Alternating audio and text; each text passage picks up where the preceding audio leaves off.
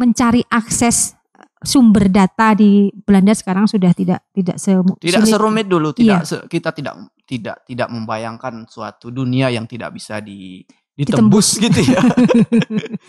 Saya setiap ditanya soal ini saya selalu menciptakan suatu metafora bahwa menulis itu seperti buang air pagi-pagi.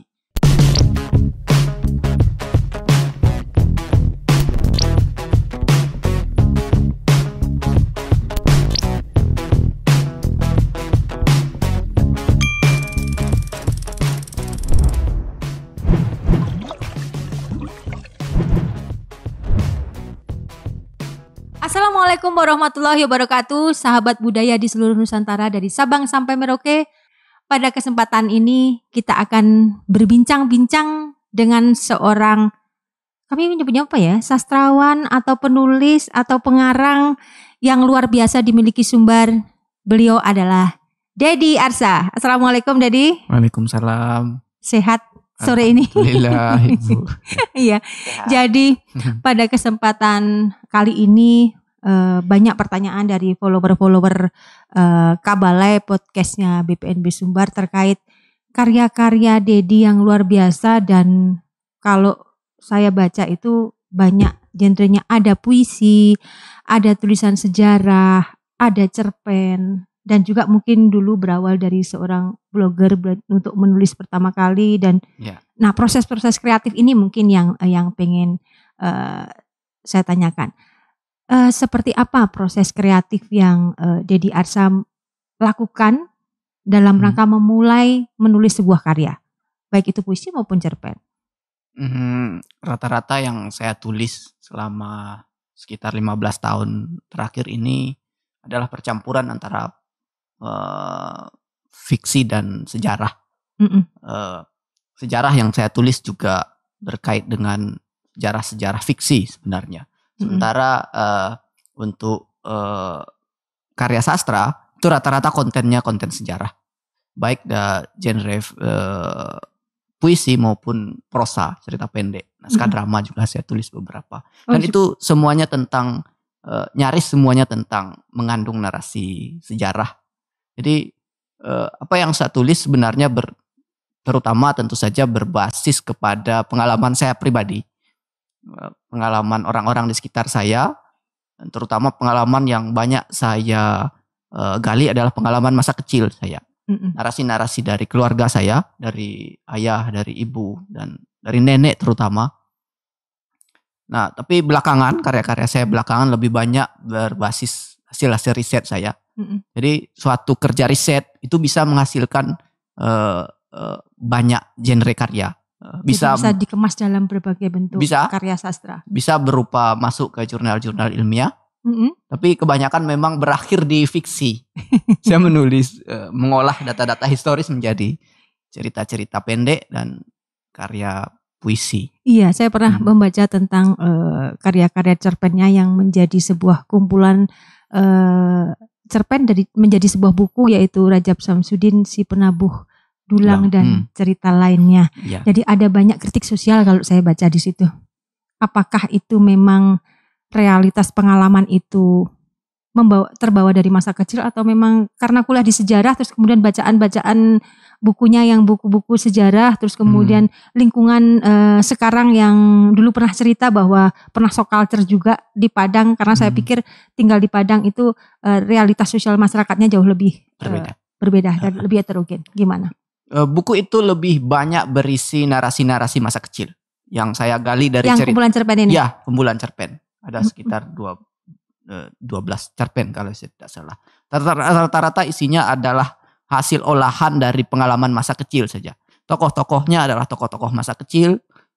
Alur-alur ceritanya adalah alur-alur masa kecil yang bersumber dari tuturan kakek nenek keluarga. Jadi saya hanya merekreasi saja, melakukan kreasi atas apa yang sudah diceritakan oleh jadi cerita-cerita nenek kakek dulu, dan juga apakah juga membaca realita masyarakat sekitar pada waktu itu sehingga bisa dikawinkan menjadi sebuah karya. Ya, tentu saja proses kepengarangan adalah proses mengawinkan banyak hal, tentu saja.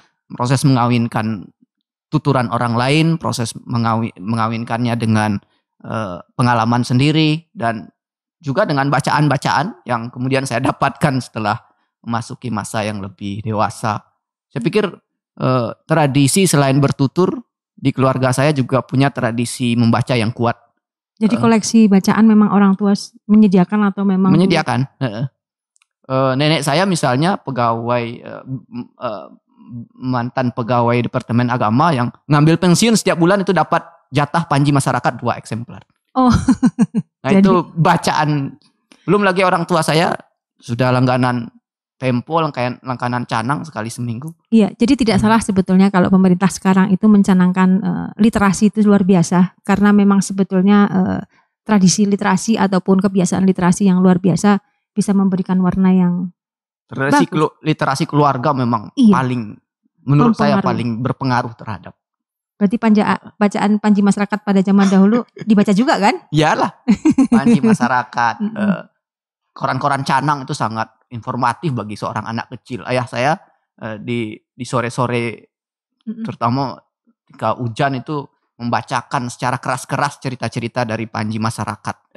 Cerita-cerita bersambung di koran Canang itu keras-keras di hadapan kami. Jadi apakah memang disuruh mendengar atau dengan senang hati duduk untuk mendengar cerita-cerita itu? Ayah saya mungkin seorang pendongeng dan seorang pembaca cerita yang baik. Jadi kami tidak pernah diminta memang. Tapi seolah-olah kami tertarik magnet oleh cerita-cerita itu. Saya masih ingat misalnya cerita-cerita tentang pembantaian di Bukit Tambun Tulang yang diceritakan oleh Makmur Hendrik di koran Canang itu masih teringat. Masih ingat. Jadi saya sudah ketemu dengan beberapa penulis sebetulnya bahwa tidak mudah memulai menulis, tetapi beberapa penulis memang mempunyai ingatan yang luar biasa terhadap masa kecilnya dan bisa menggambarkan dengan detail masa kecilnya. Jadi memang. Saya pikir saya tipe itu. Berbahagialah Anda menjadi tipe itu karena itu adalah kekayaan yang luar biasa menurut saya. Pendidikan dan lingkungan itu hanya sebagai pemicu untuk menghasilkan karya-karya. Sebagai seorang yang pernah kuliah di sejarah, berarti pendidikan sejarah, terus kemudian juga menulis sejarah dan fiksi. Seberapa tipis sih perbedaan antara sejarah dan fiksi itu? Karena sekarang ini banyak nih kadang-kadang orang masih bingung nih kan, ini benar-benar sejarah enggak sih atau ini fiksi? Nah, jadi ada enggak trik-triknya bagaimana kita bisa membedakan sejarah dengan fiksi? Saya pikir yang paling mendasar tentu saja data kan.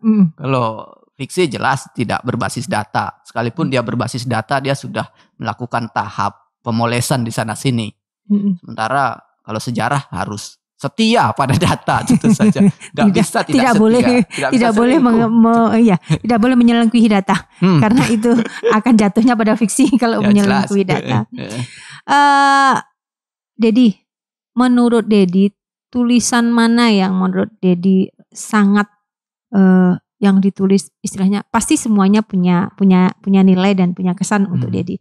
Tapi yang menurut Dedi tulisan yang menjadi tonggak pertama itu karya apa? Terus kemudian yang luar biasa diterima masyarakat yang mana? Yang membahagiakan saya sebagai penulisnya, sebagai ayah kandung dari anak-anak kreativitas saya itu mungkin karya sejarah tentu saja. Karya satu kumpulan esai saya, cerita pendek dan celana pendek itu memuat belasan artikel. Dan karya mendisiplinkan kaula jajahan itu buku bagaimana pemerintah kolonial Belanda melakukan pendisiplinan atas masyarakat pribumi lewat piranti-piranti hukuman. Iya, lewat penjara itu. Sebagai akademisi saya berbahagia atas dua karya itu karena itu menunjukkan bahwa saya betul-betul melakukan kerja riset yang hasilnya jelas dan mendapat penghargaan di sana sini juga karya itu kan. Iya, yang mendisiplinkan kaula jajahan itu karya sejarah. Berarti itu tulisan sejarah bukan fiksi. Bukan fiksi. Jadi itu risetnya berapa tahun tuh? Karena kalau saya baca itu kan pengen menyampaikan atau pengen menggambarkan bagaimana seorang penjajah memberikan pendidikan tapi melalui penjara. Ya, kan proses pendisiplinan sebenarnya. Ya, proses pendidikan disiplin dalam sebuah penjara gitu. Itu risetnya sampai kemana? Paling jauh sampai kemana waktu itu? Paling ke Jakarta saja. Ke Jakarta. Tetapi searching datanya bisa sampai keluar. Bisa. Saya dibantu oleh beberapa teman, beberapa kolega. Dari negara-negara. Dari mana saja? Suryadi juga membantu menyediakan data beberapa. Dari Belanda pasti yang paling banyak. Tapi open access terhadap arsip sudah sangat baik sekarang. Kami beberapa waktu belakangan ini membeli arsip malah ke Leiden. Dan itu bisa membeli. Membeli dengan harga yang terjangkau untuk kita. Terjangkau. 300-an ribu itu tidak membeli arsipnya, itu hanya membayar pengupahan untuk proses pencarian. Kita tidak membeli di situ. Tapi membayar. Jadi sahabat budaya di seluruh Nusantara, mungkin ini informasi yang luar biasa bahwa mencari akses sumber data di Belanda sekarang sudah tidak serumit dulu. Kita tidak membayangkan suatu dunia yang tidak bisa ditembus gitu ya. Iya benar. Tidak bisa ditembus. Jadi, sekarang sekali klik bisa. Kita hanya cukup kirim email. Itu ke langsung aksesnya ke perpustakaan Leiden. Langsung. Dan itu kita dikirimin soft file. Buku-buku. Arsip-arsip yang arsip VOC bahkan bisa diakses. Luar biasa sekarang. Inilah akibat adanya globalisasi informasi yang dunia dalam genggaman. Ini slogannya siapa ya, dunia dalam 5 genggaman? 5 tahun yang lalu kita tidak bisa membayangkan itu sebenarnya. Tidak terbayang bahwa kita bisa mengakses itu secara langsung. Kita butuh jangkar di Eropa sana untuk membantu mencarikan. Harus ada orang yang face to face, terus kemudian membantu untuk mengakses itu semua. Dan sekarang lebih dipermudah. Alhamdulillah kalau seperti itu. Jadi sahabat budaya di seluruh Nusantara tidak ada halangan lagi mengakses data dari negara manapun untuk berkaya apapun. Selanjutnya, Dedi, ada nggak ritual khusus nih? Kalau saya tanya dengan teman-teman saya semua itu kadang-kadang kan memulai nulis itu susah. Nah, ada nggak ritual khusus atau trik khusus nih? Begini loh kalau mau mulai nulis. Nah, kayak gitu. Karena kadang-kadang di tengah jalan ada aja halangan, nggak jadi nulis. Kalau Dedi sendiri gimana proses itu? Saya setiap ditanya soal ini, saya selalu menciptakan suatu metafora bahwa menulis itu seperti buang air pagi-pagi. Yang penting kita laksanakan kalau ingin lancar adalah kita harus memakan makanan yang tentu saja memenuhi ada seratnya. Iya. Nah, dalam proses menulis, kalau kita tidak lancar menulis itu karena risetnya lemah, ketersediaan datanya kurang, atau proses pengendapannya kita terlalu tergesa-gesa untuk menulis, belum saatnya menulis sudah harus dituliskan kan. Jadi kalau boleh saya simpulkan bahwa bahan itu penting. Untuk menulis. Sekali. Jadi bahan itu memang harus dibaca, harus dilihat, dan harus didengar. Ya, proses pengendapan juga penting. Proses kita merenungkan sesuatu. Oh iya. Proses menggali lagi pengalaman-pengalaman kita masa lalu atau pengalaman-pengalaman orang lain, lalu mengkawin silangkan semuanya. Itu penting sekali. Jadi biasanya menulisnya jam berapa? Saya termasuk penulis yang tidak punya jadwal khusus. Jam berapa aja? Berapa aja bisa. Nah, termasuk penulis juga yang suka menunda-nunda sesuatu. Karena saya berpikir bahwa belum saatnya sesuatu dituliskan. Dia harus matang terlebih dahulu. Jadi menunggu. Sampai matang. Jadi tidak ada jadwal. Sampai dia tidak bisa ditahankan lagi. Oh, jadi memang menunggu sampai terdorong benar, terus langsung keluar lancar. Ada tipe penulis yang mencatat setiap ide. Saya tidak termasuk tipe penulis seperti itu. Ada ide dicatat. Nah, saya biasa mengumpulkan segala sesuatunya menjadi sebuah endapan yang lama-lama makin... Endapan yang semakin banyak sehingga pada waktu dikeluarkan bisa terangkai macam-macam di situ. Gitu. Jadi ledakan gunung api. Iya. Nah, selesai itu tulisan. Langsung tulisan selesai. Biasanya dalam satu karya misalnya membuat buku atau cerpen lah misalnya gitu. Bisa sehari? Bisa. Pernah menulis cerpen dalam waktu sehari? Pernah, dalam beberapa jam bisa. Beberapa jam? Luar biasa. Ya, proses penulisan itu kan ada tahap editingnya kan. Tapi kalau untuk sekali menuliskan itu beberapa jam selesai. Nah, yang lama mungkin proses editing. Saya harus meninggalkannya beberapa hari atau seminggu atau bahkan 2 minggu, nanti dibaca lagi. Oh, berarti memang diulang lagi untuk dibaca. Di Indonesia kan peran penulis itu ganda. Kita Jadi sebagai penulis, kita dan juga sebagai editor editor. juga Iya, proofread juga. Iya benar. Segalanya. Kalau di luar kan enak enggak, kita menulis sudah ada editornya sendiri. Sampai hari ini sudah berapa karya yang menjadi buku? Ada sekitar 8 karya yang sudah menjadi buku.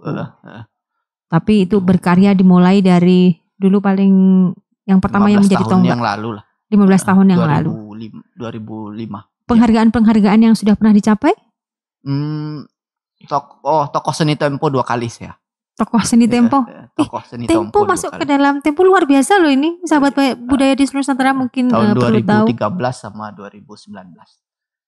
Jadi kriterianya pada waktu itu penulis muda atau memang buku sastra terbaik per tahun. Luar biasa, buku sastra terbaik. Tahun 2013 sama 2019. Alhamdulillah. Berarti kan Minang berbicara. Kalau boleh saya simpulkan bahwa Minang berbicara. Dedi, kalau Dedi melihat karya-karya anak muda nih, kan sering pasti punya komunitas anak-anak muda. Bagaimana minat mereka terhadap penulisan ini gitu. Karena kalau kita ngomongin sejarah, Minang ini jagonya penulis dong. Karya Pujangga Baru maupun karya Pujangga Balai Pustaka itu kan luar biasa. Yeah. Banyak yang menjadi film dan sampai sekarang masuk dalam pelajaran-pelajaran di sekolah. Menurut Dedi bagaimana minat generasi muda ini, Minang khususnya? Yang sekarang? Iya. Cukup banyak pengarang-pengarang baru sekarang. Mereka lebih punya akses terhadap dunia luar. Karena sekarang kita bisa bergaul dengan orang mana saja. Ruang-ruang komunitas juga sangat terbuka. Saya pikir ini agak berbeda dengan zaman ketika dulu saya mulai menulis. Itu sangat tersekat. Kita tidak bisa mengenal orang di luar provinsi kecuali lewat pertemuan-pertemuan sastra. Pertemuan sastra itu kan dirindukan karena kita bisa saling mengenal orang lain kan. Siapa pengarang di luar sana dan bagaimana proses kreatifnya, kita bisa saling bertanya di situ. Nah, sekarang justru sangat terbuka ruang bagi generasi muda ini untuk bisa lebih melebarkan sayap, saya pikir. Ya, jadi sangat terbuka. Sekat-sekat antara mungkin bisa kolaps dengan jenis karya seni lainnya, mungkin terbuka ruang yang luas untuk anak-anak muda sekarang. Ya itu juga di daerah kita sendiri sebenarnya banyak kantong yang menyediakan ruang untuk bertemu bagi para seniman-seniman. Tidak hanya bagi pengarang, tapi juga bagi para pekerja tari, juga bagi para pelukis terutama perupa, bagi pemusik. Bahkan ada karya-karya kolaboratif yang melibatkan 3-4 genre tertentu.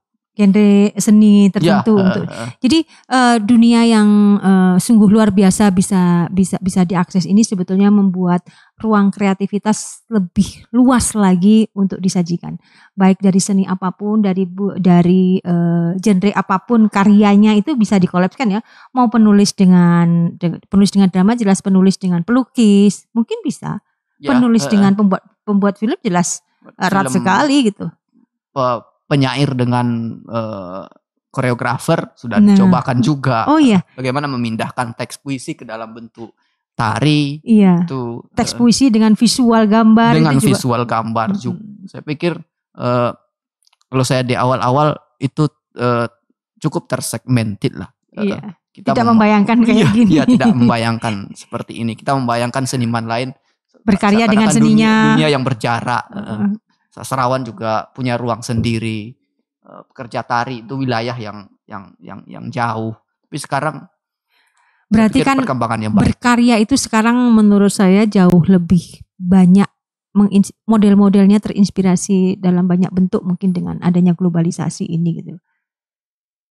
Misalnya bisa saja penulis itu bisa berkarya dalam bentuk yang lainnya karena pergaulannya dengan seniman-seniman ataupun dengan pengkarya-pengkarya lainnya itu. Karena kan kalau saya pakai seniman itu hanya seni, tapi kalau pengkarya itu apapun yang dikaryakan, saya pikir lebih luas kalau saya pakai istilah pengkarya. Semestinya begitu karena ruang untuk itu sangat terbuka. Ada buku terbaru yang menang photobook di Perancis. Itu kan hasil kerjasama 3 jenis pekarya juga. Ada Karya penulis catatan narasi, perjalanan The Banda Journal itu yang terkenal. Oh Sekarang, iya, The Banda sedang Journal. booming. The Banda Journal karangan Fatris dan Iya, itu 3 seniman Muhammad. yang bekerja secara langsung. Seniman siapa saja tuh? Ada Fotografer, seniman foto, penulis, sama perancang buku. Iya. Bukunya itu karya seni juga. Bukunya sebuah karya seni karena dia kalau sahabat budaya di seluruh Nusantara bisa lihat, jadi konsep sampul bukunya juga merupakan hasil karya seni yang luar biasa. Jadi Banda Journal Fatris dengan siapa waktu itu ya? Fadli juga. Iya, Muhammad Fadli. Iya benar. Ada beberapa buku lain yang mirip seperti itu. Antara penyair diselipi dengan lukisan-lukisan. Ada juga di buku itu ditambahkan semacam merchandise yang hasil dari olahan para pekarya perupa juga. Iya. Jadi sebetulnya anak muda sekarang itu sebetulnya banyak tantangannya dan banyak ruangnya sebetulnya. Jadi artinya bahwa karya-karya hasil riset mereka atau hasil karya eksperimen mereka itu sebetulnya bisa juga mempunyai pasar-pasar tersendiri gitu. Itu yang belum pernah diungkap atau belum pernah di blow up sebelum-sebelumnya. Betul. Iya. Jadi mudah-mudahan ini bisa menginspirasi sahabat budaya di seluruh Nusantara untuk berkarya. Jangan pernah takut untuk menyajikan sebuah karya, meskipun itu di luar garis. Karena dimulai dari luar garis bisa menghasilkan karya yang luar biasa. Kira-kira penulis lain mana yang ada nggak, penulis lain yang menginspirasi Dedi dengan karya-karyanya nih? Banyak tentu saja. Siapa? Banyak. Karena seorang pengarang dibentuk oleh pengarang lain, itu siapapun pengarangnya kan. Iya, benar. Dibentuk oleh pengarang lain. Chairil Anwar cukup memberi pengaruh bagi saya sebagai penyair. Memang banyak orang juga dibentuk oleh Chairil Anwar tentu saja karena dia tunggak kesastraan kan. Dalam prosa Anapis kalau di daerah itu membentuk saya. Iya. Cara dia mengemas ironi itu betul-betul menarik. Cara dia mencemooh realitas itu sebuah pencapaian bagi kesastraan Indonesia itu. Tidak ada saya pikir yang bisa mencobakan itu dalam bentuk cemooh dan paradoks. Iya. Ada banyak yang lain. Iya, benar-benar. Jadi seorang pengarang itu pasti akan dipengaruhi oleh pengarang lain, itu hal yang lumrah saja gitu kan. Jadi tetapi dia akan menghasilkan karya yang justru berbeda dengan inspiratornya ataupun lingkungan tempat ini. Dedi, apa kira-kira pesan Dedi untuk penulis-penulis muda nih? Penulis-penulis muda, terus kemudian anak-anak milenial yang ingin, jadi belum menulis nih, tapi pengen bercita-cita menjadi seorang penulis. Kira-kira apa? Berdasarkan pengalaman ya.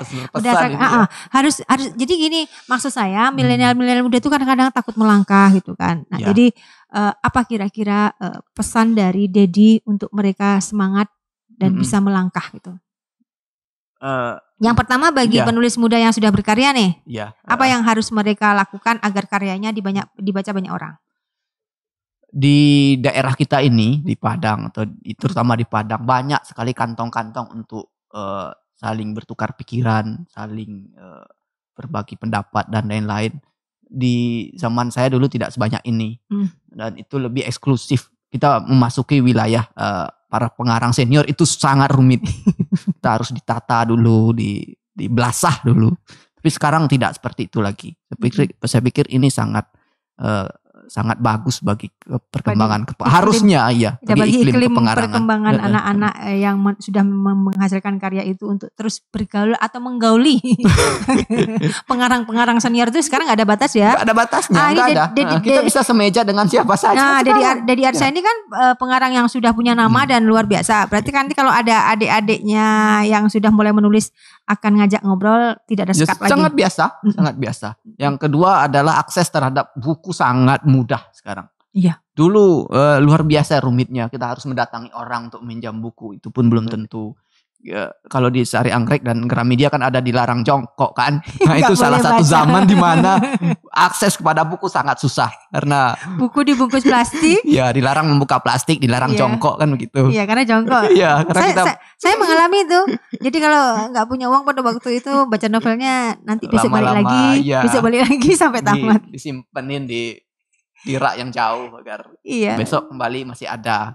Nah, sekarang akses terhadap itu sangat mudah sebenarnya. Bukan hanya buku-buku digital, tapi buku-buku tercetak pun bisa kita akses dengan mudah karena banyak. Sekarang perpustakaan yang baik perpustakaan yang tematik maupun perpustakaan umum sudah aksesnya, terus koleksi bukunya juga up to date terus. Ya. Nah, kalau dulu kan enggak, bukunya berdebu. Zaman saya dulu. Buku yang keluaran terbaru di Jawa itu 3 tahun baru datang ke sini kan. Sekarang kita bisa akses dengan gampang. Dengan hanya dalam hitungan minggu sudah bisa sampai di kota kita. Nah, ini untuk anak milenial yang pengen nih. Anak-anak sekarang ini kan cita-citanya nggak bisa semua. Sekarang udah nggak pengen jadi dokter, jadi insinyur kayak zaman dulu. Tapi mereka kadang-kadang pengen jadi artis, pengen jadi pengarang kayak gitu. Nah, untuk anak-anak yang seperti itu, yang belum memulai gitu, apa pesannya sebelum menjadi seorang pengarang besar? Mungkin dia bisa dididik dari sekarang. Ini zaman memang menempatkan pekerja kreatif di tempat teratas kan. Iya. Pekerja kreatif punya ruang sekarang. Saya pikir tidak ada salahnya jika kita bercita-cita untuk menjadi pekerja kreatif di berbagai wilayah, sangat terbuka sekarang. Di media, di banyak ruang untuk kita bermain, memperoleh penghasilan juga. Jadi tidak ada alasan kalau cita-cita menjadi seniman sebenarnya cita-cita yang disingkirkan dari daftar cita-cita. Dulu, sekarang udah banyak yang pengen. Sangat banyak. Saya pikir ini perlu ditanamkan ke generasi sekarang. Bahwa orang yang kreatif adalah orang yang akan punya tempat di masa depan. Nah, betul. Yang penting kreatif ya. Yang penting kreatif. Apapun karyanya, yang penting kreatif pasti. Ibu rumah tangga juga harus kreatif kan? Iya benar. Kalau nggak kreatif bagaimana mau memasak tertentu kan harus kreatif. Itu kreatifnya luar biasa, multitasking lagi. Sahabat budaya di seluruh Nusantara, itulah pesan-pesan dari seorang Deddy Arsya. Mudah-mudahan obrolan ringan kali ini bisa menginspirasi sahabat budaya di seluruh Nusantara untuk terus berkarya karena industri kreatif menunggu kalian semuanya. Terima kasih. Assalamualaikum warahmatullahi wabarakatuh. Kabalai podcastnya BPNB. Sampai jumpa. Salam budaya.